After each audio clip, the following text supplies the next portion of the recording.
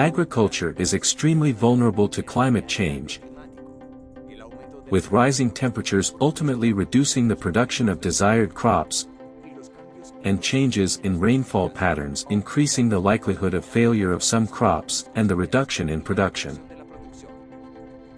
For this reason, Agrosavia has been doing some research with cocoa, seeking to make it more resistant to these changes, and so that producers can produce it with a minimum margin of loss.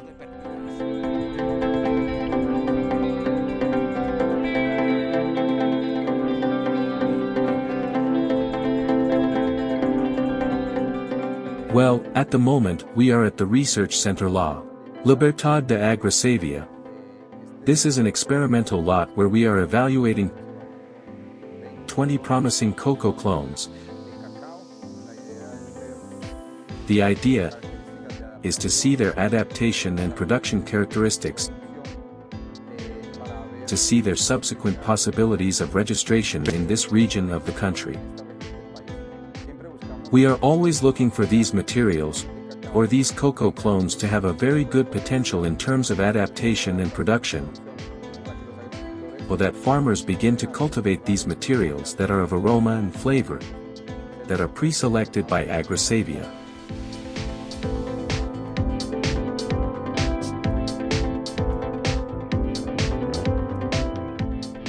Yes, sometimes climate-smart agriculture is, let us say, a response to some needs of producers, but also to some needs that are being felt on the part of the resources that are being depleted. So the poor use of soil, the excessive use of pesticides, the low price that farmers can get for a grain, all these factors, we try to manage in some way with this climate-smart agriculture. For example, we found things that when we went to work with them, they told us that the problem for us is no longer training on how to prune, how to harvest, how to do such and such. No, we have serious economic problems because the price of grain does not go up. And we thought at this time, well, but from the research we can solve it, and we started to attack issues such as how we can lower production costs. Lowering production costs, we are obviously reducing this negative balance, but also how we can increase production per area, making a lower investment, as we are saying. That is, less investment, but how we can increase. And this increase is sometimes related to clones with better production, better flavor, better aroma, and that was a little of what. Third, we began to say, well, what can we do to earn more with better processed and better selected cocoa? And we found that there are markets, especially international markets, that are coming to buy small lots of cocoa in the area, but they must be of clones, with aroma and flavor, and they must be very well managed in their fermentation, drying, and these types of things. This post-harvest work is very interesting. So let's say that these three elements of lowering costs, increasing production with these slightly lower costs, but also selling the price of the grain a little better, helped us in this project, in this first pillar of agriculture.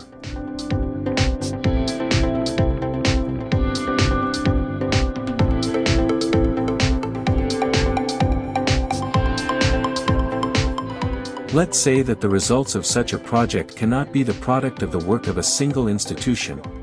I know that behind us, or this project, before we worked on it, there have been many activities on the part of Fedecaco.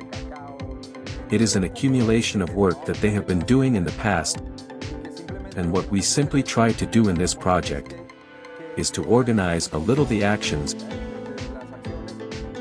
and the component of climate-smart agriculture in such a way that it would allow us to produce better, suddenly sell the grain better, and carry out sustainable practices. That was a little of what we wanted.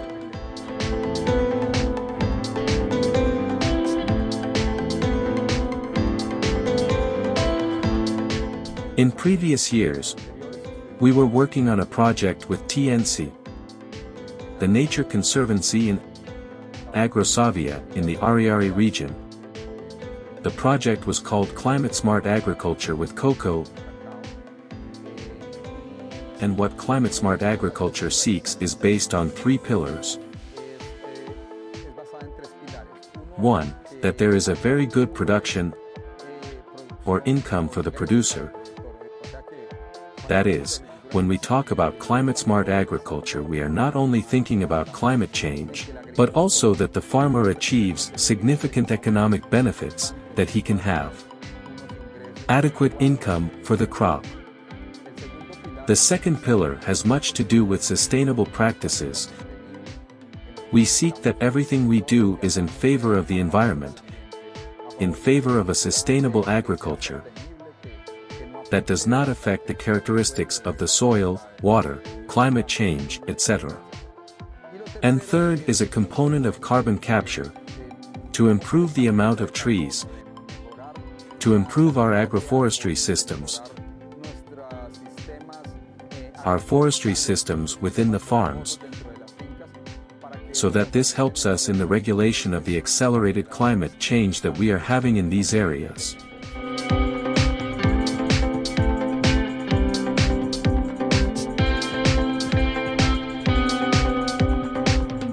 I know that these are slow processes, because sometimes you know how to do cocoa farming in one way and they come and say, no, now we are going to do agroforestry, but now we are not going to depend so much on external inputs, but we are going to make our own vermicompost. But we are not going to plant just any clone. We are going to plant clones of the Araucanian model, clones of Agrosavia or Corpoica that are better clones, or those of the Luker house that are oriented towards aroma and flavor. These changes are sometimes complicated to lead to sustainable agriculture. The same, for example, as I was telling you a while ago, when they came to sell a product to another customer from another country who wants to buy a lot but demands quality. And we are used to selling with any quality because they still do not pay for it. These are cultural changes that we have to make. I know that many institutions are currently working on this, and we need the farmers as allies, that they understand the messages. Yes, because they listen to them. They know it, but sometimes they need a little push to apply them. They need to be convinced to do it. They are all technologies in favor. None of them is that we are going to increase costs or that we are going to sell at a better or lower price. No, everything is looking for these elements that we are saying.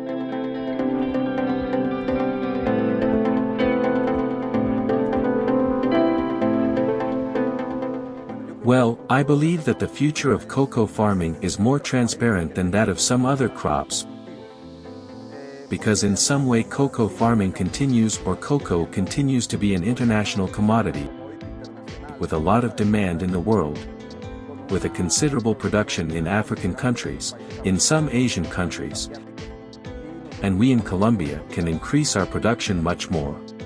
What we do have to try to do is to try to hit markets for better quality aroma and flavor grains, because these may have a difference in the future that will allow us to export a grain and earn a little more.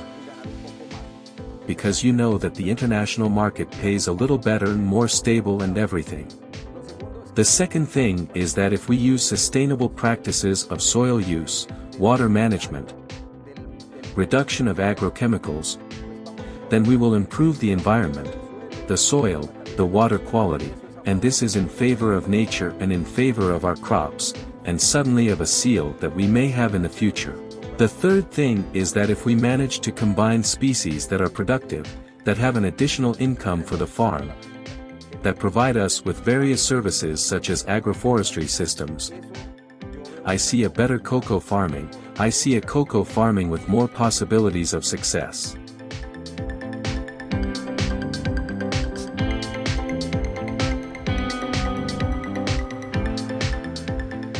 I would invite them. First, I know that there are deficiencies in technical assistance, and we have to be intelligent and resort to everything we can as institutions to reach those producers, and show them the benefits of many of the things we are talking about.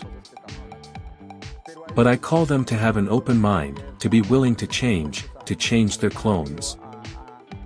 Many times they have materials that are of no use to them. Well, as they say in Fedicaco, we have to renew those plantations.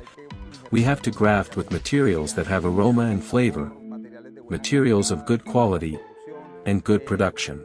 We learned about experiences of people who live from selling vermicompost. For example, people who are living from certain environmental services such as ecotourism within this project. And these are things that are in favor of the environment, but also in favor of cultivation and are in favor of that and are practical things. With respect to agroforestry, yes, you have to make a change because you have to dedicate more time to two species, you have to dedicate time with technology and costs to maintain two species, but this will also be compensated at a given moment with the income you can obtain.